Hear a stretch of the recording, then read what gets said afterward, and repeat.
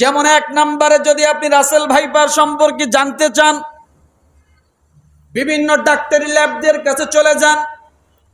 ল্যাবের মধ্যে গেলে দেখতে পাবেন এই রাসেল ভাইপারের যে বিষ রয়েছে, ওই বিষের মধ্যে যে ওষুধ তৈরি হয়, হাজার হাজার ক্যান্সার রোগীর ওষুধ আল্লাহ তাআলা সেখানে রেখে দিয়েছে।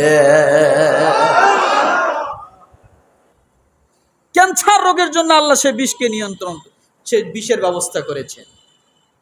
আপনি এক শিশি আতর কেনেন 100 টাকা দিয়ে, আপনি ওই আতরের ওই পরিমাণ শিশি দিয়ে যদি আপনি ওই পরিমাণ সাপের বিষ কিনতে যান, কোটি কোটি টাকা লাগবে। 1-2 টাকা না, 1-2 লাখ নয়, কোটি কোটি টাকা লাগবে।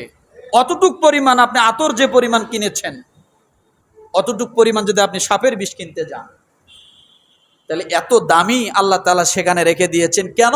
মানুষের উপকারের জন্য। কথা ঠিক না?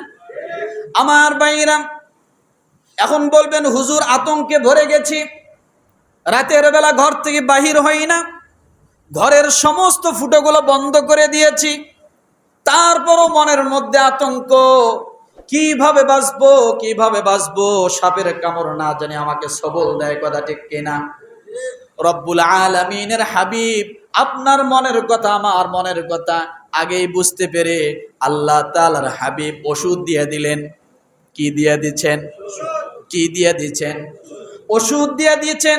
তিরমিজি শরীফের 3604 নং হাদিসের মধ্যে আপনি পড়ে দেখেন, আন আবি হুরায়রা রাদিয়াল্লাহু তাআলা আনহু عن النبي صلى الله عليه وسلم قال من قال حين يمسي 3 مرات, যে ব্যক্তি সন্ধ্যাকালীন সময় কোন ব্যক্তি যদি এই দোয়াটা 3 বার পাঠ করে নিজের শরীরের মধ্যে ফু দেয়, আল্লাহর হাবিব ডাক দিয়ে বলেন ওই ব্যক্তি 3 বার দোয়াটা পাঠ করার কারণে আমার আল্লাহ তাআলা সমস্ত দংশনকৃত বিষক্রিয় প্রাণী থেকে আমার আল্লাহ তাকে হেফাজত করে দেবে।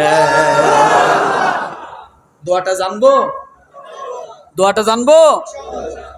আউযু বিকালিমাতিল্লাহি তাম্মাতি মিন শাররি মা খালাক। পড়েন আমার সঙ্গে, আউযু বিকালিমাতিল্লাহি তাম্মাতি মিন শাররি মা খালাক। কোন ব্যক্তি যদি ফজরের পরে মাগরিবের পরে এইটা 3 বার পাঠ করে, রাসূল বলেছেন তাকে কোনো বিষক্রিয় কোনো প্রাণী তাকে দংশন করবে না। তিরমিজি হাদিস নাম্বার 3604/1 কেন বললাম? ওখানে আরো কিছু হাদিস আছে, বুঝাতে পারছি? তাহলে আমরা এই দোয়াটা আমল করতে পারবো। আউযু বিকালিমাতিল্লাহি তাম্মাতি মিন শাররি মা খালাক। কয়বার পড়বো? 3 বার। করে দেখেন না আমলগুলো। এত ভীতু হওয়ার কিছু নাই। করোনা ভাইরাস আসলো, আসার কারণে সব মানুষকে এক খাঁচায় বন্দি করা হলো, তাই না? কিন্তু দেখা গেল সবাইকে আক্রমণ করেনি। কথা ঠিক না? সবাইকে আক্রমণ করেনি। যদি আপনার মৃত্যু হয় সাপের কামড়ে, হবে, মরা তো একদিন লাগবে। কথা ঠিক কিনা? কিন্তু এটা নিয়ে আগের থেকে ভীতু হয়ে হাত পা ধুয়ে খাটের উপরে বসে থেকে কাজ কাম সব বন্ধ করে দেওয়ার কোনো কারণ নাই। ভরসা করুন আল্লাহ, আমল করে যান, আল্লাহ তাআলা হয়তো আমলের মাধ্যমে হেফাজত করবে।